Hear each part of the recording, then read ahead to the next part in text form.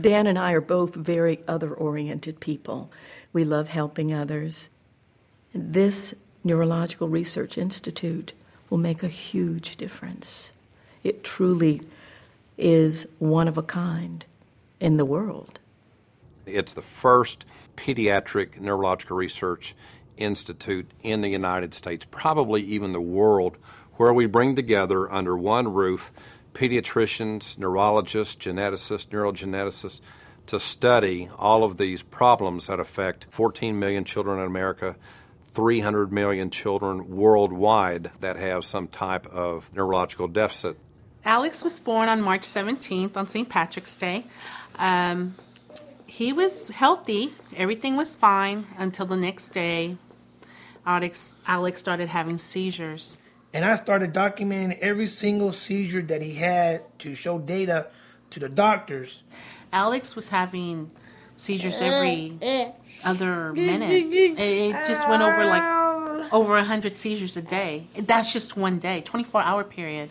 She started out, just like a regular child, being born, and everything seemed as if it was normal with her the whole time. And at a certain point, it's like her world kind of changed, and we didn't really understand it. We ended up finding out that it wasn't really autism, but it was, what they call Rett syndrome. The number of children with these neurodevelopmental disorders seems to be, in fact, increasing. It's not even stable.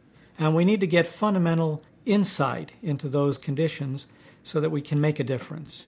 These disorders are bigger than any one lab. These disorders are bigger than any one investigator.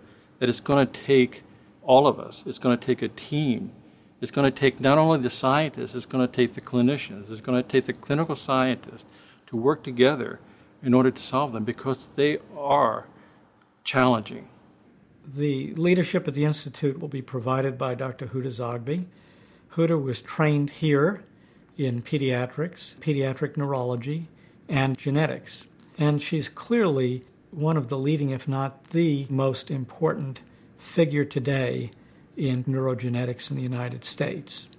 What drove me to research was seeing children with a variety of neurological diseases, but particularly a child with Rett syndrome. Imagine the disappointment once you've seen your child hit all the normal milestones and you see them doing beautifully and all of that gone, and you're now looking at a child who can do nothing. But Huda approached this in a way that I've never seen before, and that she became not just familiar with, but really profoundly expert in the tools she needed to understand this disease. And what's exciting now is just in the last 10 years, what has happened in terms of discoveries. Huda talked about Rett syndrome, big breakthrough in terms of these girls who have these neurological disorders. We have breakthroughs in Fragile X syndrome. We have breakthroughs in Angelman syndrome. We're studying autism. But you know what? They're all being done here. All of the pieces are here in place today at Texas Children's and at Baylor College of Medicine to make an important contribution, actually a seminal contribution in this area. The big question is, how do we accelerate drug discovery? How do we accelerate the road to intervention to make a difference for patients? You can pick any medical problem for which there's an effective treatment. On average, it's 25 to 30 years. For certain things like TPA that's used in heart attack strokes, even longer than that. This is what we hope to shorten, because if we shorten that, we know that the period from a successful treatment in an animal model to a human is certainly within the frame of 5 years. So if you bring a group of investigators already on site, working together. I've never worked with a chemist next door.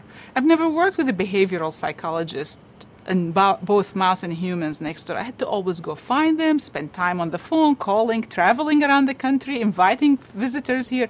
If we can get enough of these people in one place, this is practical. This is what's going to accelerate discovery. There are other research institutes around the country, but what Huda and the doctors are really trying to get at is to help eradicate, hopefully, many diseases before they even strike. Many of the same mechanisms that lead to degenerative diseases in children also lead to degenerative diseases, or the same mechanisms are operative in degenerative diseases of adults. So there's going to be benefits to the adult population as well. There are many similarities between neurological diseases affecting children and adults. Diseases like autism, ataxia, cerebral palsy, epilepsy, Fragile X, Rett syndrome, as well as Alzheimer and Parkinson share many symptoms. Consider, for example, a child with Rett syndrome and an adult with Alzheimer's disease. They will both have anxiety, abnormal moods, and speech and learning problems. Or consider patients with Parkinson's disease, Rett or ataxia. They all have impaired movement, loss of balance, and tremors. In addition, Parkinson and Rett patients also have rigidity. There's no doubt that figuring out the disease mechanism or therapy for any one of these diseases will help other diseases with similar features. I think this building is going to be one of the most exciting architectural pieces in the medical center and in Houston, for this matter. It's going to be connecting Texas children with Baylor, with MD Anderson. We're going to be connected to the research building of MD Anderson. We're going to be connected to the research buildings of Baylor College of Medicine. There is no other institute, there is no other building in the medical center that not only mentally and scientifically connects people, but it's also physically connected. The building will be green, which I think will be extremely important for the city of Houston. So we're working very hard so that it is sustainable, so that it's great for the environment, and workers in it would feel wonderful about that. So one of the key components is the core for neurological examination of hundreds and thousands of mice. So after a lot of talk and visiting different cores and looking at all the needs, all the neurologic exams we wish to do on these mice, we've designed the vivarium where all these animals will be, and where all the rooms for the behaviors where you can study multiple models of disease at the same time. Also, you'd like to have imaging of the brain of these animals, so that has also been designed, the whole imaging suite. We also designed the labs, and the labs are really, really wonderful because they will allow investigators to interact, to work in an environment which is very open, to facilitate collaborations and the birth of new ideas.